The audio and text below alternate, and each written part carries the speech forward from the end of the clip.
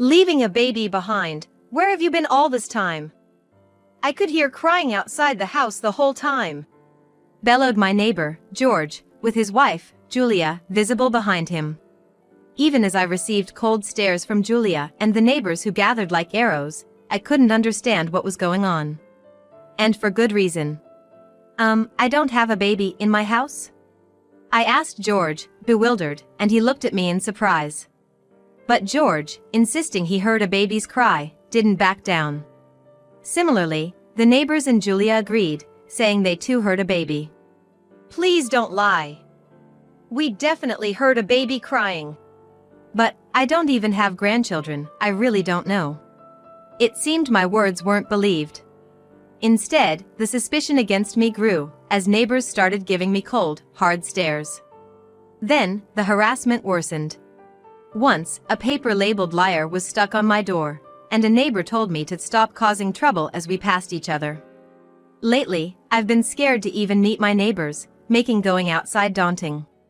But that day, I had my annual health checkup, so I reluctantly went outside and hurried to the hospital. As I finished at the reception and waited, I saw a familiar face walking from the gynecology department. "Emily!" I couldn't help but call out her name. She was Emily Johnson, a childhood friend of David and the others. I ran up to her and started talking. Surprisingly, the truth she revealed became the key to solving this issue. "My name is Susan Miller. After graduating from high school, I married a man I met through a blind date arranged by my boss at work. He was 10 years older than me, and while we often didn't see eye to eye, we somehow made our marriage work. 2 years into our marriage, I was thrilled to find out I was pregnant with our son, David. I had believed my husband would be happy too, but instead, he grew distant, refusing to acknowledge David and eventually asked for a divorce. After the divorce, I learned from acquaintances that my husband had been having an affair with a young woman who had recently started working at his company. The revelation that he had been unfaithful and was unwilling to even pay child support for our son filled me with anger. However, for the sake of my precious son, I continued to work, switching jobs after the divorce and starting a new life. Having lost my parents at a young age and with few relatives to rely on or friends to confide in, I felt anxious about raising David on my own. But seeing his smiling face when I came home gave me the strength to keep going. David grew up to be a kind-hearted and earnest young man, excelling academically through elementary, middle, and high school, and was expected to go to a prestigious university. However, he decided not to pursue higher education. Despite his teachers advising him to go to college, I worked extra shifts to ensure we wouldn't struggle financially if he chose to go. But he didn't want to burden me and chose not to attend. As a single mother working late nights, I worried him. His unexpected decision brought me to tears. I had always hoped he would go to college and learn as much as possible. Ideally, as a mother, I should have been able to support him through college, but he couldn't bear to see me work so hard anymore. "Mom, I'm going to work too, so you don't have to worry about me anymore. I'm an adult now," he said. The thought of my son, who used to cry so much, worrying about me was incredibly touching. At the same time, I didn't want to make him worry any more than he already had. Once he started working, he began contributing to the household, which made it possible for me to work less. His stable job at a major company helped ensure a steady income. After 5 years of working, David married his childhood friend, Rhea, a kind and caring woman who worried about me and suggested we live together. David had been talking to Rhea about me since they got married. They even bought a new house for us all to live in together. So, I moved out of the cheap apartment I had lived in since the divorce and started living with David and his family. I'm so grateful to David, who has grown up and become a responsible adult. "Thank you for everything you've done for me," I said to him, filled with gratitude and guilt. He replied with the same smile he's always had, saying he was happy to live with me. "I want to give back to you for raising me on your own." I still remember tearing up at those words, deeply moved by my son's concern. Time has passed, and now David has been promoted and is doing well at work. I had hoped to see my grandchildren, but since both David and Rhea work, they haven't had children yet. Still, I started saving money, hoping it would help them in the future. My hardships are a small price to pay if it benefits my grandchild someday. You don't need to worry, Mom. I'm working too, David would say, looking concerned. I'd shake my head slightly and reply, I want to work. Having savings for emergencies is important. There was a time in the past when my ex-husband secretly got into debt over his obsession with gambling. When the repayment day came, he couldn't pay back, and scary people even showed up at our house. That time, I managed to settle the situation by giving away all the savings I had made in place of my ex-husband. Since then, I've been diligently saving money, keeping it in my bank account for any emergencies. It was about a year and a half after I started my part-time job. That day, there was a family gathering, so I had been at my relative's house since morning. It had been years since our last meeting, so we had a lot of catching up to do, and time flew by quickly. Usually, Ria and I share household chores, but that day she suddenly had to work, leaving me in charge. I needed to prepare dinner before David and the others returned home. When I hurried back home, I noticed a familiar face standing in front of the house. There were a few neighbors and George, our next-door neighbor. As I rushed to the front of the house, wondering what had happened, George, noticing me, suddenly burst out in anger. Where have you been all this time, leaving a baby alone? The baby has been crying outside the house the whole time. Behind George, who was yelling at me, I could see his wife, Julia. Faced with the cold stares of the neighbors and Julia, I was completely confused. There shouldn't be any baby crying at my house, as there were no children there. There's no baby at my house? I asked, perplexed. George looked at me in surprise. But he insisted that he had heard a baby crying. Agreeing with George, the neighbors and Julia also claimed they heard the baby's cries. Don't lie. We definitely heard a baby crying. But I don't have grandchildren either. I really don't know anything about it. My explanation didn't seem to convince them. Instead, the distrust towards me seemed to grow, and the neighbors started to glare at me coldly. In the end, no one listened to my side of the story. I decided to tell David and the others about the incident. David looked puzzled, but his wife, Ria, just suggested it might have been a misunderstanding. But everyone heard the baby crying. Maybe it was the sound from the TV, or it could have been the vacuum cleaner that sounded like that. It's hard to believe that such sounds could be mistaken for a baby's cries. David didn't seem interested in identifying the source of the noise, just suggesting it was probably a mistake. As I struggled with my dissatisfaction, Ria abruptly ended the conversation. If it's about ghosts, it's scary, right? Let's just drop this topic. Was Ria always the type to cut into conversations and end them like this? But, faced with her cheerful voice, I couldn't say anything else. In the end, the cause remained unknown, and the topic was dropped. A few days later, as I was returning home from my part-time job as usual, I bumped into George and his wife. As we passed each other, I greeted them.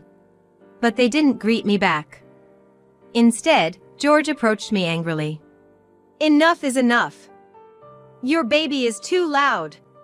As I said before, there's no baby at my house. Despite my words, George shook his head, insisting it was a lie, and began shouting in front of my house. The baby might be in danger. Don't scream at or hurt the baby, he irrationally accused. I pleaded with him to stop spreading baseless lies, but George wouldn't listen. As he continued to raise his voice in front of my house, neighbors started peeking out of their windows to see what was happening. Unable to withstand the stares of those around me, I eventually shouted out. There's really no baby here. Please stop spreading lies. As I said this, George glared at me intensely and spat out, liar, before walking away. I let out a small sigh over this baseless accusation. Why would they hear a baby's cry coming from my house? David and Ria couldn't figure it out either, and it's not like Ria had a secret child. The more I thought about it, the more it confused me, and I even started to get a headache. But the harassment from George and the others didn't stop there. Once, a paper labeled liar was stuck on my door, and another time a neighbor told me, "Stop causing trouble," as we passed each other. I tried discussing it with David, but we couldn't come up with any solution since neither of us had any clue. Amidst accumulating fatigue and worry, I continued with my daily life. Recently, I've been afraid to even meet my neighbors, making it hard to step outside. However, on that day, I had my annual health checkup and had to go out, so I quickly headed to the hospital. As I was waiting in the waiting room after registering, I saw a familiar face walking from the maternity ward. "Emily!" I instinctively ran up to her. She was Emily, a childhood friend of David and the others. When she saw me, she stepped back in utter surprise. As I approached her, I noticed she was holding a small sleeping baby in her arms. I hadn't heard anything about her getting married or pregnant from David, but it seemed she was now a mother. We used to play together with David and others, and she often came to our house. I was astonished to see that Emily, whom I hadn't met for so many years, now had a child. While surprised, I asked her when she got married. "I got pregnant, so I got married." She had already had a small wedding with just family, and now she was busy with her new life as a mother. Having raised David on my own, I understood the challenges of parenting. I asked if she wanted to have tea, but she politely declined with a troubled smile. That's when I felt something was off. Emily used to be more approachable, always wearing a bright smile, and would excitedly run up to me whenever we met by chance. But now, she just showed a strained smile and seemed to avoid getting into deep conversations, quickly leaving. The Emily who used to chat with me so freely seemed to have grown up and lost the carefree smile of her younger days. Feeling a bit sad, I waved goodbye to Emily. When I returned home from the hospital, I found a bunch of papers in my mailbox, complaining about the noise of a baby. Sighing softly, I took out the papers, only to notice George and his wife Julia watching me. "Your kid is too loud. Just get out of here. Every day, it's so annoying." I ran into the house to escape their yelling. Inside, I blocked my ears to avoid hearing their continued shouts. For over a month, they kept accusing me of things that had no basis in reality. I had reached my limit with the ongoing harassment from the neighbors. Unable to handle it anymore, I discussed it again with David and Ria when they returned from work that evening. I told them about the numerous verbal abuses from George and his wife and the increasingly severe harassment. "I can't take their harassment anymore. I hate to leave this house, but could we consider moving?" At first, I overlooked their behavior, but the recent harassment is just too much. David agreed, indicating he had been turning a blind eye to George's actions until now, but could no longer ignore them. I noticed Ria, sitting next to him, looking unhappy about the idea of moving. "I'm against it. I don't want to move." David and I exchanged looks, surprised by Ria's unexpected reaction. We asked her why, and she explained that she didn't want to give up the house we had paid so much for. She said she didn't want to waste money buying a new place, especially since they were considering having children. But I couldn't stand the thought of enduring the endless harassment any longer. I'm absolutely against it. I can't imagine giving up something we've worked so hard for. Besides, my workplace is close to our home, and leaving here just isn't an option.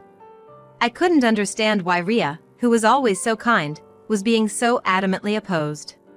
Indeed, her current job was at a company she had longed to join, and both the work and the company culture seemed to suit her well.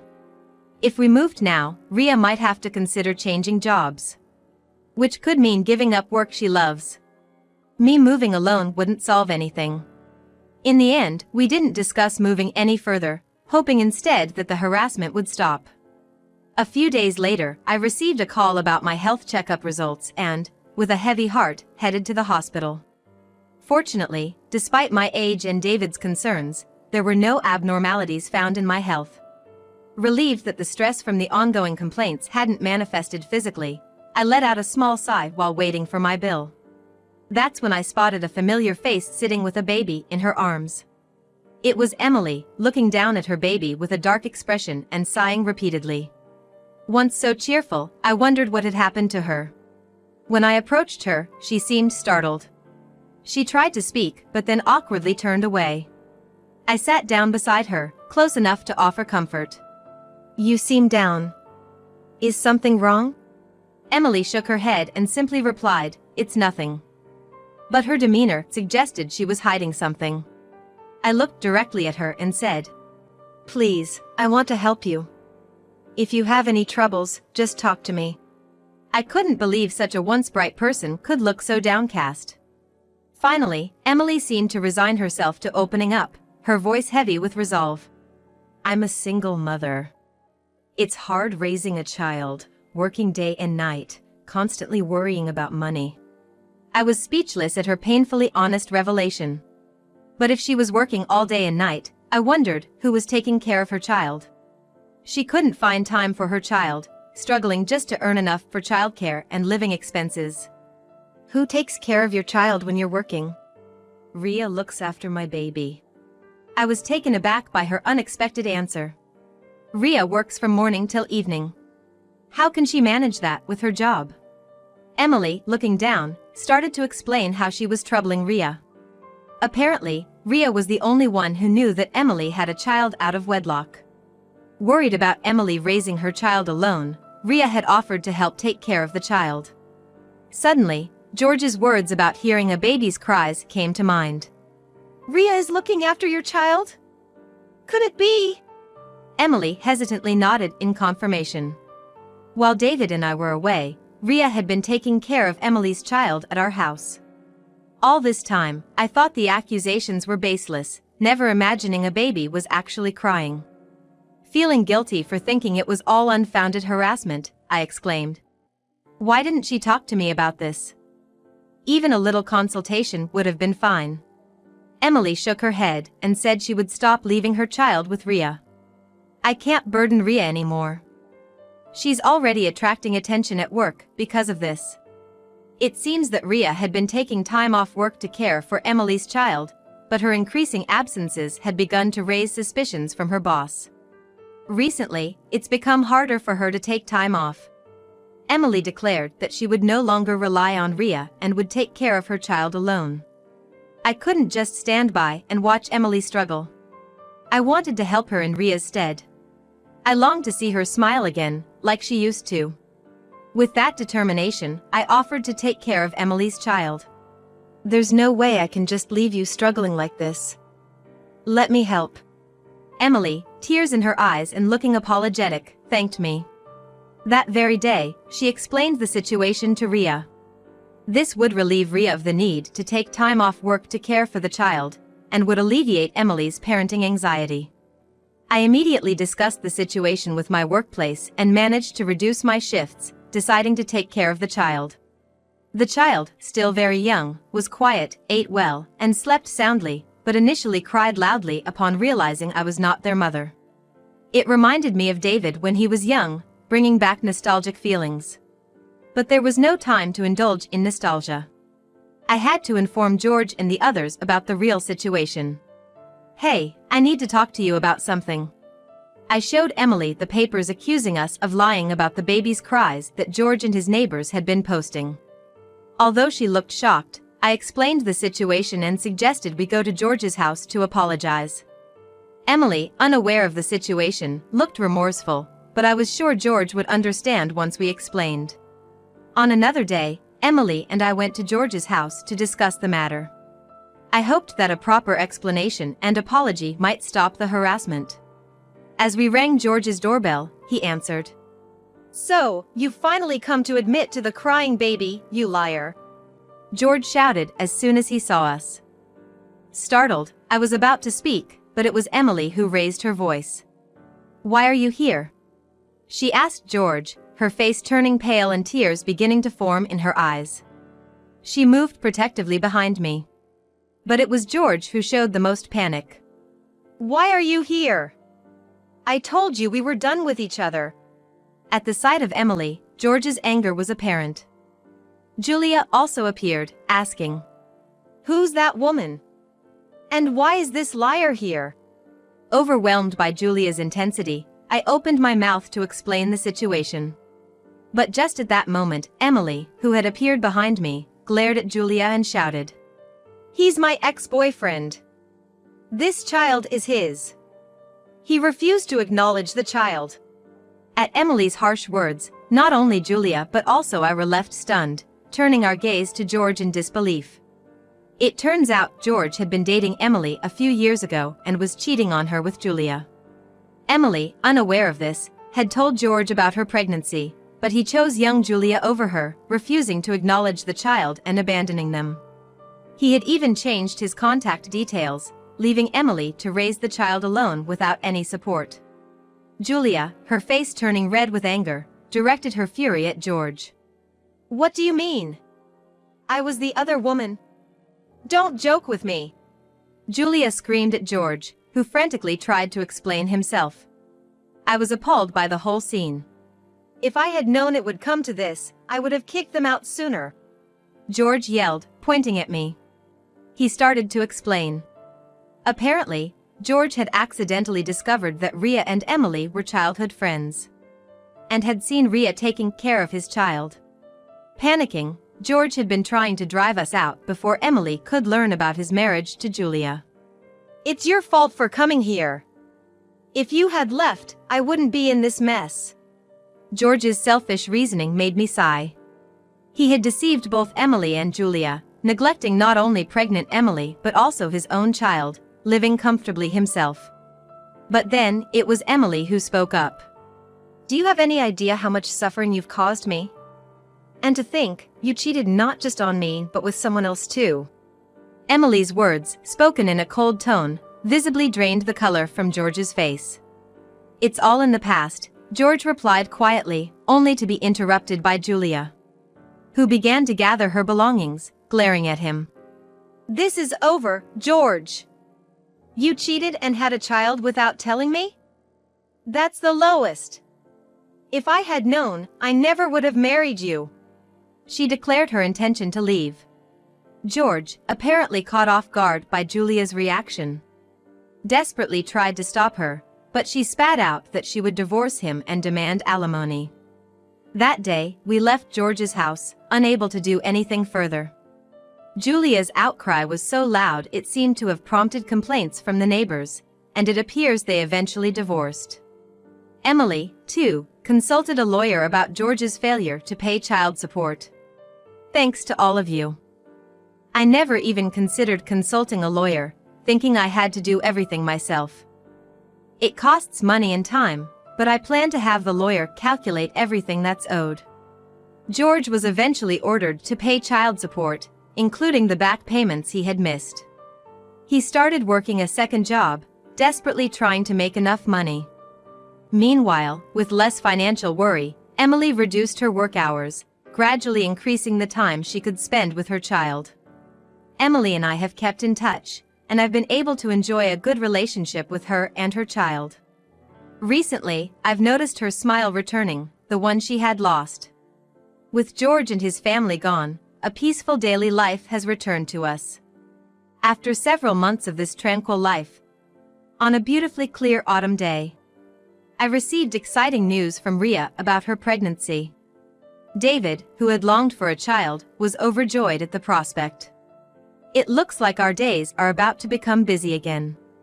I'm eagerly waiting for the arrival of my grandchild, enjoying a blissful life.